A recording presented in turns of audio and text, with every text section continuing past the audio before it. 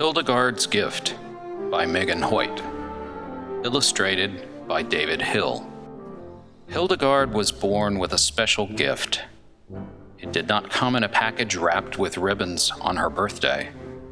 It was not sitting under the tree as a lovely Christmas morning surprise. Hildegard's gift showed up on its own when she was 8 years old. It arrived when no one was looking, not even Hildegard. Mother always said she was a special girl. Father took her to the abbey to learn to read and write and sing.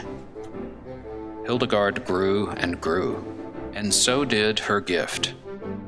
Hildegard's gift was this. When she closed her eyes, she saw pictures. She taught people how to draw them. She heard music and taught people how to sing it.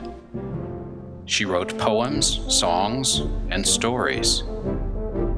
Hildegard drew shining pictures of happy children, flowers and trees, swirls and curls, clouds and sunshine. She thought about big, important problems that other children never cared much about until they were older. Sometimes Hildegard's gift showed up big and broad, blue and yellow and green and white, loud and strong, or quiet and whispering. Her head filled with music and colors and pictures, so many that Hildegard had a hard time remembering them all. Hildegard loved her gift, but it made her tired. And Hildegard got headaches.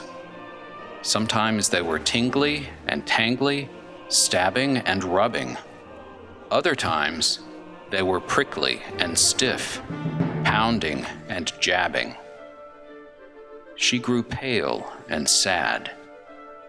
Hildegard worried that her gift might not be such a good thing after all. Then she met a nun named Jutta, who taught her to speak and write in Latin.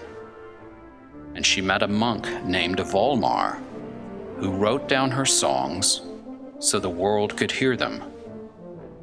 Volmar told her that she was chosen by God to shine his love in dark places. There were certain things only men were allowed to do back when Hildegard lived, but she did them anyway. She wrote songs about heaven.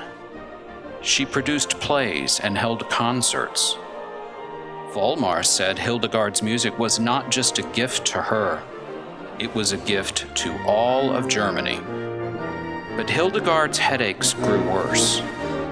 Her head filled with so many ideas, so many colors, so many words, and so many songs, that sometimes she could not get out of bed at all. She could not get out her writing tools and put any of her stories and songs on paper to share with the world. Then, one quiet evening, it all stopped. Hildegard could not move. She could not sing. She could not dance. She could not paint. She could not write. The world was silent, dark and cold. Hildegard shivered, stared at the ceiling, and cried. Her friends at the abbey were worried. They sent for her family to come and see her, but it did no good. They sent for friends to cheer her up, but nothing helped. Finally, they sent a message to Bernard, a monk from Clairvaux in France. He loved Hildegard's stories. He loved her songs and ideas.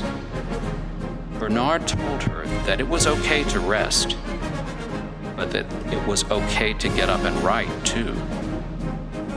Bernard said, "Remember, this is your gift to the world." Hildegard struggled to raise her head. Her arms shook as she gripped the sides of her sleeping pallet. Her throat was tight and sore. Her neck and head twinged, and the lights behind her eyes were stark and electric. With all the energy she had, Hildegard reached over to her writing tablet, took up her pen, and began writing. The gift was back. This time, Hildegard saw visions of wondrous beauty, colorful designs that circled and swirled behind her eyes. She saw lights and darkness, flames and fury, color and whiteness, people and animals waltzing and prancing, dancing and singing. Hildegard wrote all day and all night long. She wrote about flowers and trees that could heal people of sicknesses. She wrote letters to monks and bishops about their service to God. Hildegard's head was so full of ideas that she spent the rest of her life writing them down and sharing them with the world. As Hildegard grew older, she learned that every child has a gift. Some are athletes and acrobats. Others are singers and dancers. One might be an artist, while another paints pictures with words. One explores the universe with a telescope, while another flies to the moon. Not every gift comes wrapped in ribbons, but gifts do come wrapped up sometimes. You may have to go searching for your gift, or it may come and find you, just like Hildegard's did.